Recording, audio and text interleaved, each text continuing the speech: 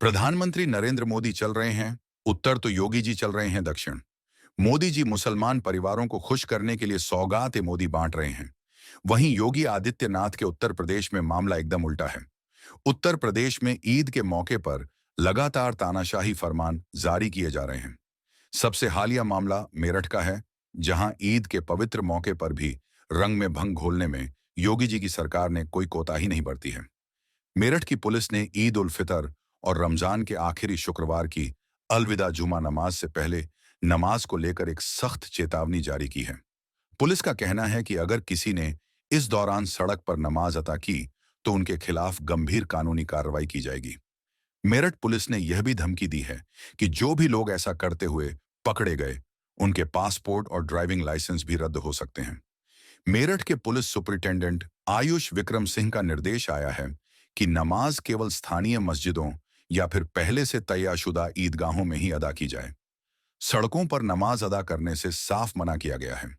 गौरतलब है कि सड़क पर नमाज अदा करने को योगी सरकार और उत्तर प्रदेश की मेरठ पुलिस ने इतना गंभीर मामला बना दिया है कि इसके लिए प्रांतीय सशस्त्र बल पीएसी और रैपिड एक्शन फोर्स आरएएफ के जवान भी तैनात किए गए हैं।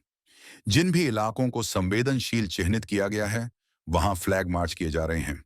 यहां एक सवाल यह उठता है कि क्या सड़क पर नमाज पढ़ना इतना बड़ा जुर्म है कि उस पर पासपोर्ट कैंसिल हो जाए?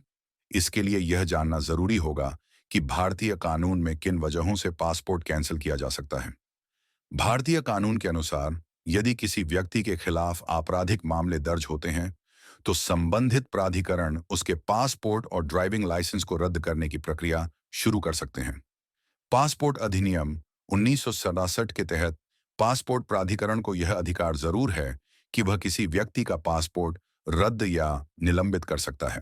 यह निलंबन ऐसे ही नहीं किया जा सकता है।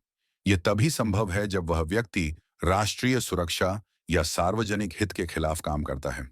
ठीक इसी तरह दरीबीनहग लाइसेंस को कैंसिल करने के भी अपने नियम हैं। मोटर वाहन अधिनियम 1988 के मुताबिक क्षेत्रीय परिवहन कार्यालय यानी आरटीओ ड्राइविंग लाइसेंस को रद्द या निलंबित कर सकता है। इसके लिए कुछ शर्तें हैं।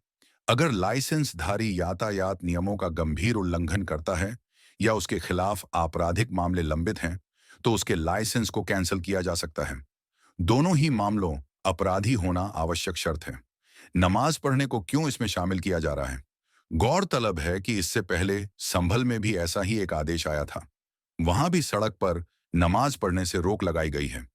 वहां पहले छत पर भी नमाज पढ़ने से साफ मना कर दिया गया था। बाद में कहा गया कि छत पर नमाज पढ़ने के लिए पहले जांच होगी, फिर आदेश मिलेगा। ऐसे समय में जब मोदी जी 12 लाख मुस्लिम परिवारों को सौगात-ए-मोदी बांट रहे हैं, तोहफे में मीठा, सेवई, कपड़े, ड्राई फ्रूट्स और खजूर शामिल हैं। लोगों ने इसे भाजपा की ओर से एक अच्छी शुरुआत बताया। अभी बात शुरू ही हुई थी कि योगी आदित्यनाथ के उत्तर प्रदेश में एकदम उलटी बयार बहने लगी। ईद की मिठास को कड़वा करने की तमाम कोशिशें होने लगीं। वैसे इस मामले में योगी आदित्यनाथ अकेले भाजपाई मुख्यमंत्री नहीं हैं।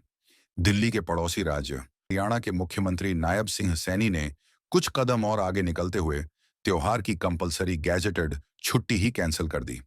इस छुट्टी को रिस्ट्रिक्टेड हॉलिडे में बदल दिया। इसका अर्थ है कि हर किसी को छुट्टी नहीं मिलेगी। जो आवेदन करेगा केवल उसे ही मिलेगी। यहाँ काबिले जिक्र है कि भारत एक धर्मनिरपेक्ष और लोकतांत्रिक देश है। संविधान के अनुच्छेद 25 के अनुसार यहाँ सभी नागरिकों को अपने धर्म का पालन करने और उसकी अभिव्यक्ति करने की स्वतंत्रता है।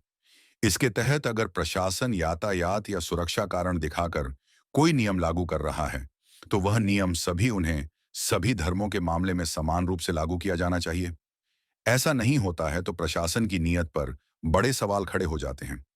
यहाँ सवाल भाजपा के मुख्यमंत्रियों योगी आदित्यनाथ और नायब सिंह सैनी की नीयत पर है।